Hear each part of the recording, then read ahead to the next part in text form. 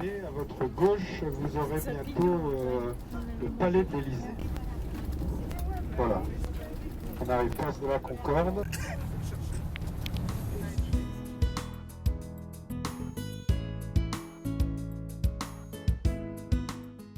Le Grand Palais.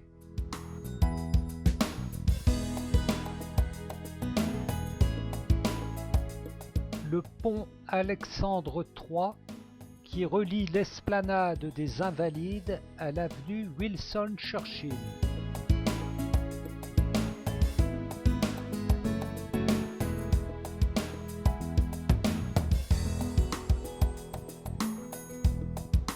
Le Palais Bourbon, siège de l'Assemblée nationale, construit en 1722.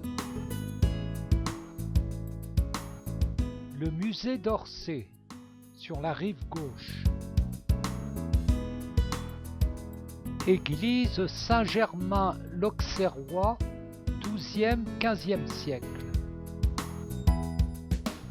La conciergerie, 13e siècle, devenu le palais de justice.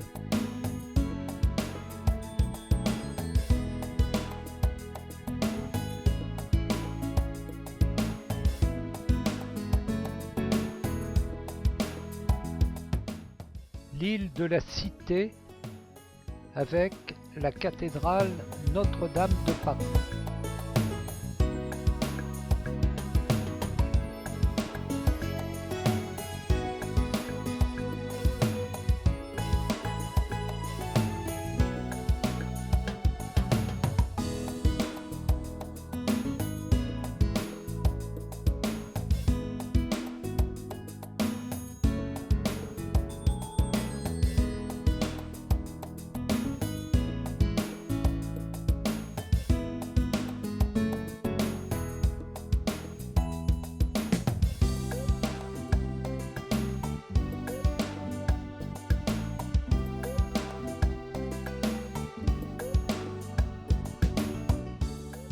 Place de la Bastille. Le cimetière du Père-Lachaise est le plus grand cimetière de Paris intramuros et l'un des plus célèbres dans le monde. Il est situé dans le 20e arrondissement de la ville. De nombreuses personnes célèbres y sont enterrées. Il fait 44 hectares de superficie. On y trouve 69 000 concessions perpétuelles. Il a été mis en service en 1804.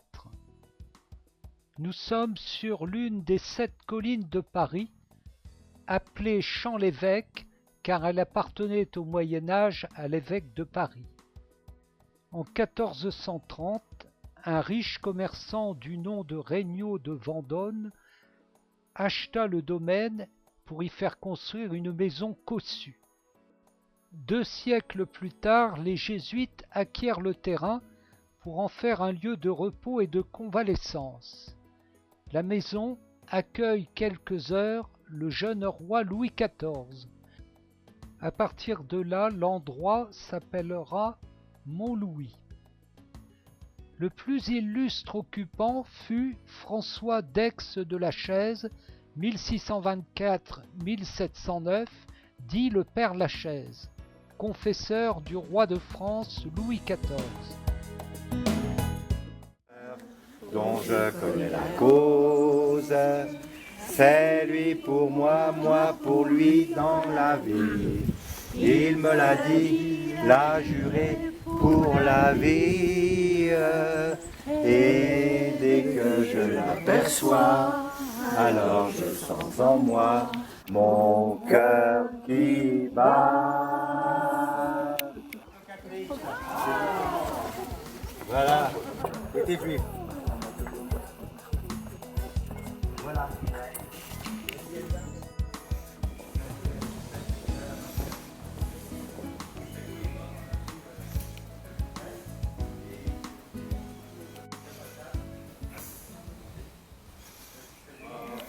L'ombre de la rue et avec ma gueule de métèque, de juif errant, de pâtre grec, et mes cheveux aux quatre vents. Ma liberté, longtemps je t'ai cherché. Belle chanson chantée par Reggiani, hein. Et pour Madame Barbara, qui fut sa dernière compagne, je suis la grande dame brune de tes pensées, il a là au clair de la lune, il a là là. Et quand ils chantent tous les deux comme ça avec leurs deux voix, qu'est-ce que c'est beau. Voilà, c'est une tombe.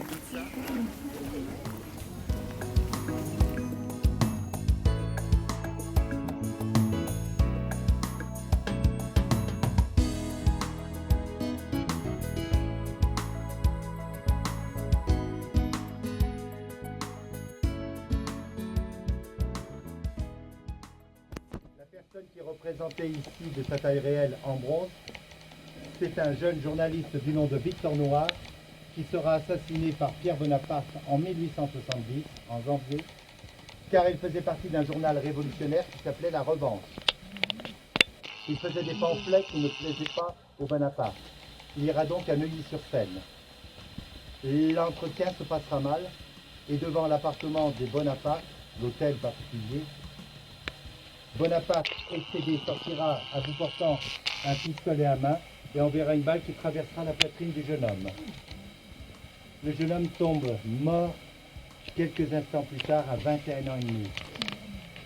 Le chapeau roule à terre. Il est botté, chapeauté, ganté. Il n'avait pas 22 ans. On l'enterre au cimetière de Neuilly en catimini.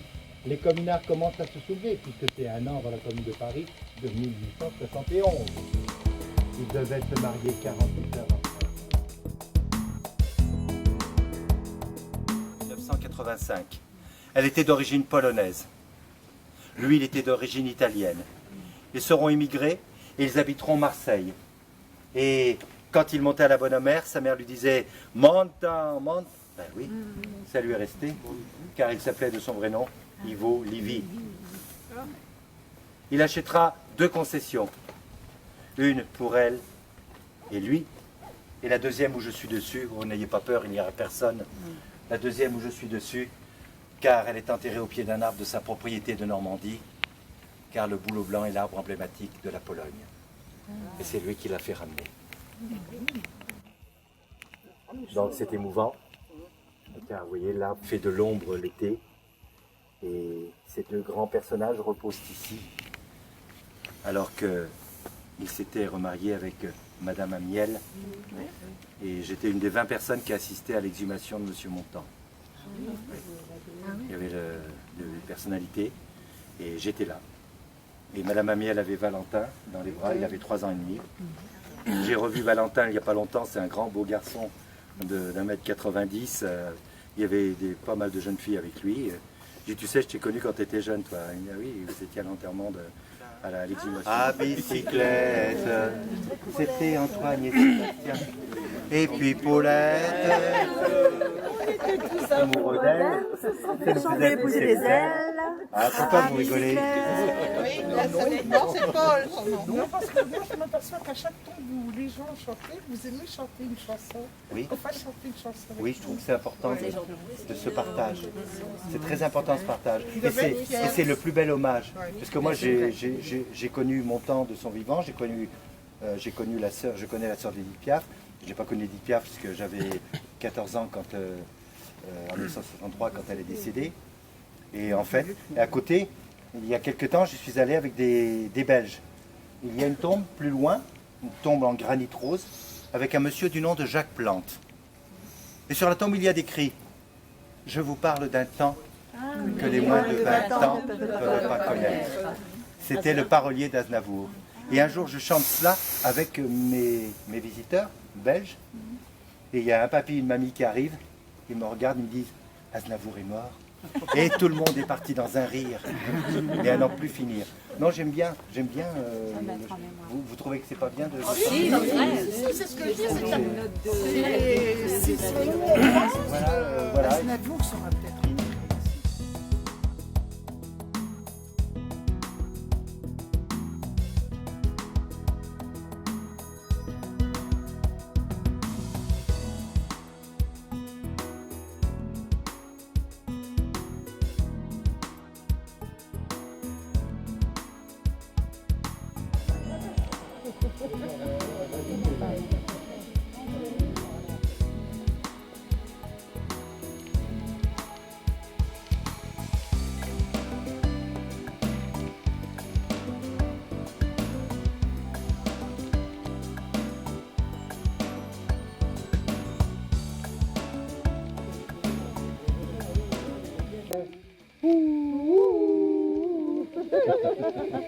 Voici monsieur Jean-François Grandin, dont le père était le fabricant de télévision.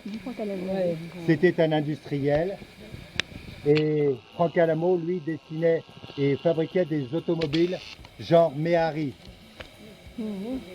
Vous remarquerez qu'il y a la petite biche, ma biche, et qu'il y a une association qui a fait mettre une petite plaque avec la biche aussi. Voilà, donc c'est sa femme qui vient fleurir la tombe. On va voir le matin des fois.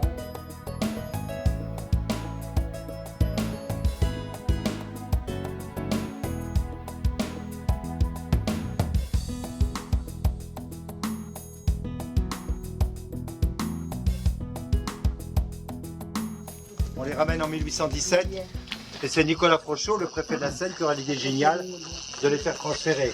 L'un de Château-Thierry, sa ville de naissance, l'autre non pas de la fosse commune, puisqu'il n'y a jamais été. Jean-Baptiste Fauquelin n'a jamais été en fosse commune, contrairement à ce que les gens racontent. Par contre, qu'il n'y ait pas grand-chose dans les tombeaux, ça c'est possible. Donc quand un tombeau est pratiquement vide, ça s'appelle un cénotaphe.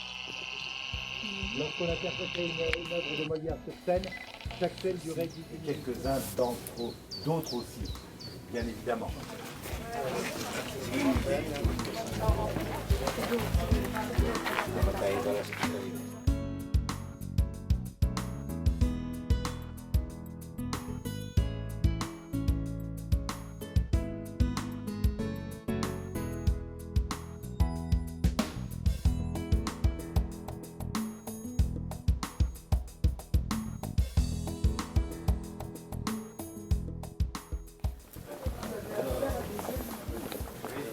Et je mange chez eux ce soir.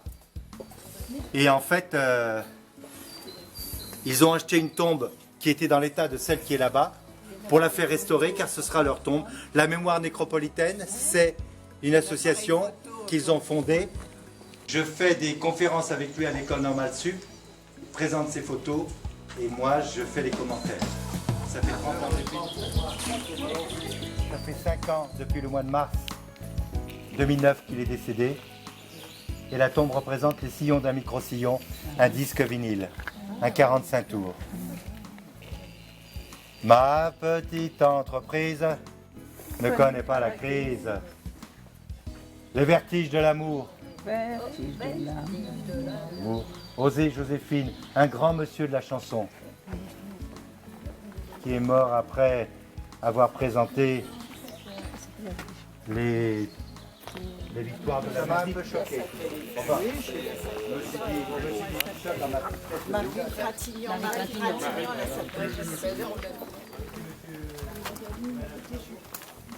Ceux qui habitaient le pays de l'ombre de la mort, une lumière resplendit. T'imagines, il va falloir qu'on aille manger. Parce que l'histoire du Père Lachaise. Pour chacun d'entre vous, j'en ai donné à Monsieur le Roi, pour qu'il donne aussi à ses... Un par couple ou par personne, par couple. Voilà, je vais vous en donner un à la fin de la visite.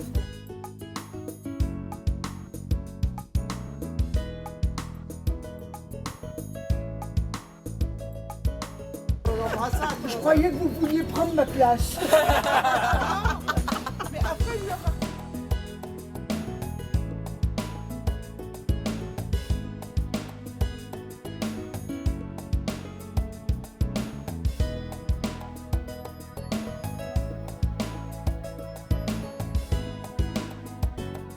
La cathédrale Notre-Dame.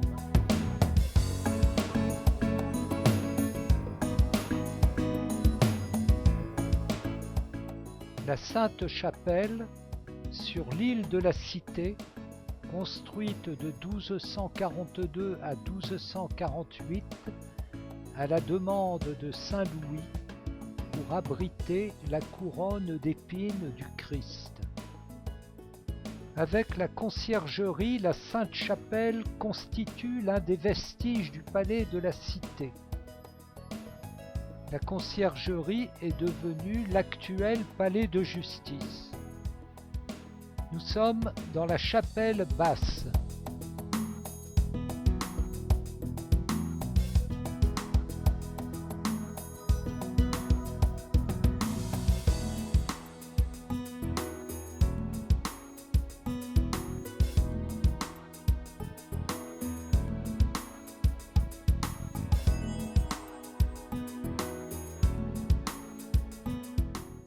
Les magnifiques vitraux de la chapelle haute, dont certains sur la gauche, sont en cours de restauration.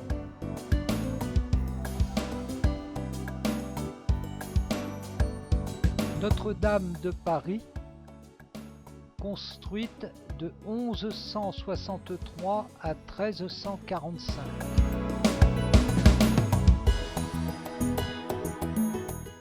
L'horloge du quai de l'Horloge, restaurée en 2012. Le pont Notre-Dame, qui donne sur l'île de la Cité. La tour Saint-Jacques. La butte Montmartre, point culminant de Paris, 131 mètres d'altitude. La basilique du Sacré-Cœur, construite de 1875 à 1923.